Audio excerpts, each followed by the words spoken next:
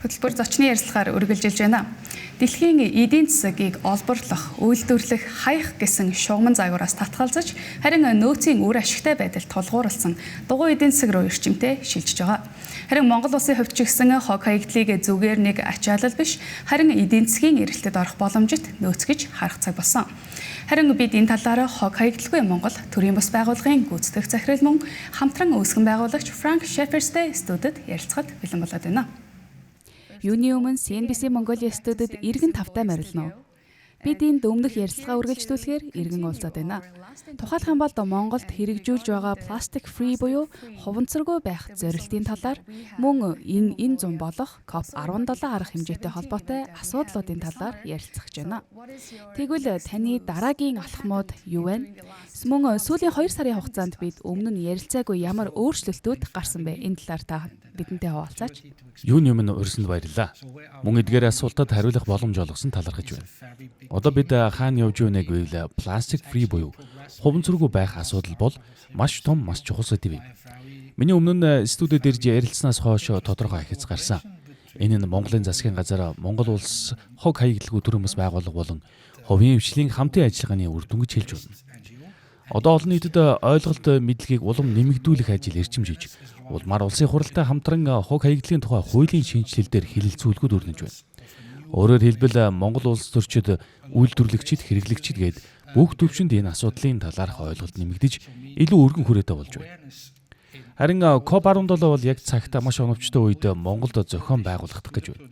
Энэ нь хуунцаргүй бодлого, хог хаягдлын менежмент, усны асуудал зэрэг Монгол тулгамдч буй асуудлуудыг богино хугацаанд шийдвэрлэхэд чухал төлөв өгнө.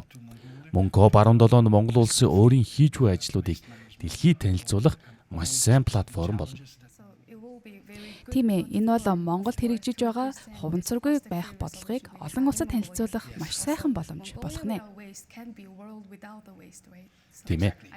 Мөн Монгол улс хог хаягдалгүй гэдэг нь дэлхийн ертөнц хог хаягдалгүй болох санаараа ч улам ойртож болох юм байна. Яг зөв. Надад энэ санаа маш их таалагддаг. Тийм ээ. Тэгвэл өмнөх ярилцлагада та EPR системийн талаар дурдсан шүү дээ. Энэ нь Extended Producer Responsibility буюу үйлдвэрлэгчийн өргөтгсөн хариуцлага гэж ойлгож байгаа. Тэгвэл энэ нь Монголд яагаад чухал вэ? Мөн хэрэгжилтийн явц яг одоогоор ямар түвшинд явж байна? Тийм ээ. EPR буюу үйлдвэрлэгчийн өргөтгсөн хариуцлагын тогтолцоо нь дэлхийн бүх улсад чухал. Олон улс оронд энэ тогтолцоо аль хэдийн хэрэгжээд олон жил болж байна. Харин Монголын хувьд энэ нь онцгой чухал. Учир нь энэ системийг үйлдвэрлэгчид өөрсдөө санхүүжүүлж зохион байгуулдаг. EPR гэдэг нь бүтээгдэхүүн хэрэглэгчийн гарт очиж ашиглагдаж дуусны дараах үеийг хариуцдаг систем. Жишээлбэл ундааны сав, автомашины дугуй, электрон хэрэгсэл гээд бүх бүтээгдэхүүний амьдралын төгсгөлд тэдгээрийг шууд хогийн цэгт хаях биш, дахин боловсруулах, эргүүлэн ашиглах боломжийг бүрдүүлдэг. Ингэснээр хогийн цэгт очих хогийн хэмжээ буурна. Мөн шинэ ажлын байр, шинэ салбарууд бий болно. Томоохон хэмжээний материалууд хогийн цэгт очих болсноор тэдгээрийг цуглуулах, дахин боловсруулах, дахин худалдаалах шинэ бизнесүүд үүснэ. Тиймээс энэ бол Монголын хувьд маш том боломж. Монгол улс одоогийн хогийн цэгт төвлөрсөн системээс илүү тогтвортой, ногоон хог хаягдлын менежмент рүү шилжих ёстой. Үүнд EPR систем зайлшгүй хэрэгтэй. Тэгэхээр энэ нь зөвхөн төрөө хотын захиргааны хариуцлага бол биш. Харин компаниуд, бизнесүүд ч мөн хариуцлагыг хүлээнэ гэсэн үг үстэй. Тийм ээ, яг тийм. Үүний тулд Монгол улс хог хаягдлгүй гэх мэт байгууллагууд маш чухал үүрэгтэй.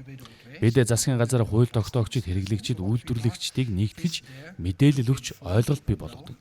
Энэ системийг үйлдвэрлэгчид удирдна. Ундаа үйлдвэрлэгч, автомашин үйлдвэрлэгч, батарей үйлдвэрлэгч гээд бүгд өөрсдийн үйлдвэрлэсэн бүтээгдэхүүнтэй хариуцлага хүлээнэ. Харин бид хэрэглэгчийн хувьд тухайн системд оролцож ангилан ялгах үүрэгтэй. Ийм төрөмс байгууллагуудын үүрэг бол зөвхөн мэдлэг түгээх биш. Харин бүх оролцогч талд энэ системийг ойлгуулж хэрэгжүүлэхэд дэмжлэг үзүүлэх явдал юм. Тэгэхээр хог хаягдлын амьдралын мөчлөгт хогийг цуглуулах бол нэг хэсэг нь байдаг. Харин дахин боловсруулах хэсэг яг хэцүү хэсэг нь мөн үү?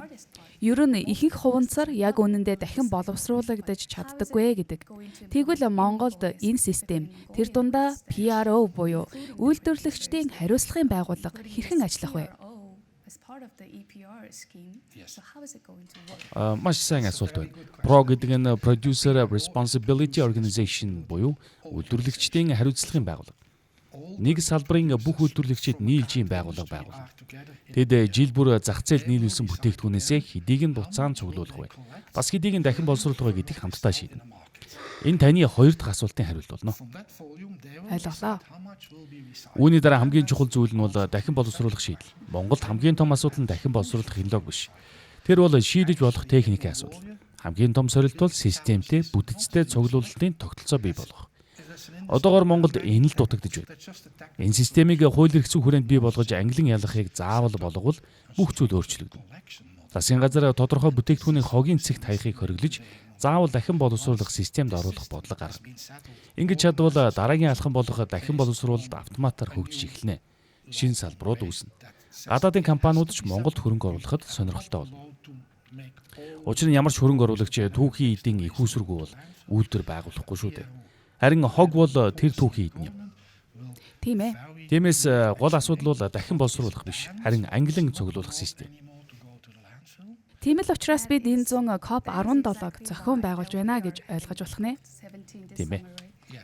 Ингээд хамгийн сүүлийн асуултыг асууя.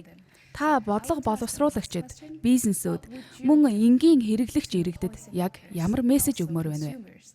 Миний өгөх хамгийн ихний мессеж бол энэ зөвхөн мөнгөний тухай асуудал биш. Ашиг олох бизнес биш, харин тогтвортой байдал, ногоон ирээдүгөө хамгаалах тухай асуудал. Бид бүх зүйлийг дахин боловсруулж чадахгүй. Тиймээс ухаалаг байх хэрэгтэй. Эхлээд амархан цуглуулж, дахин боловсруулах боломжтой зүйлсээс эхлэх хэрэгтэй. Сургууль, боловсрол, олон нийтийн мэдээлэлээр дамжуулан хүмүүсийг ойлгуулж, яагаад ангилан ялах нь чухал вэ гэдгийг таниулах хэрэгтэй.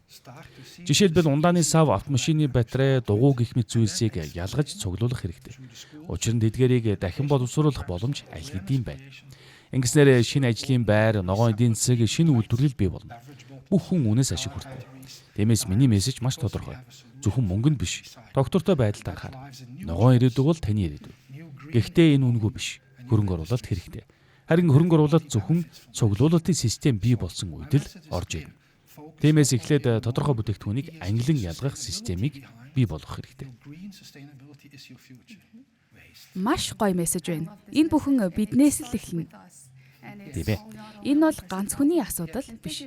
Дахин хүрэлцэн ирж бидэнтэй энэхүү дэлгэрэнгүй ярилцлага өгсөнд баярлалаа. Цаашдаа дахин таныг урьж ярилцсана гэж найдаж байна. Баярлалаа. Бид яг энэ талаараа хог хаягдлаггүй Монгол төрийн бас байгууллагын гүйцэтгэх захирал болон хамтран үүсгэн байгуулагч Франк Шеферстэй ярилцлаа. Харин CNBC телевизийн хөтөлбөрөөр хэсэг хугацааны дараа үргэлжлэн та бүхэнд хүргэх болно. Тэгтээ аваарай.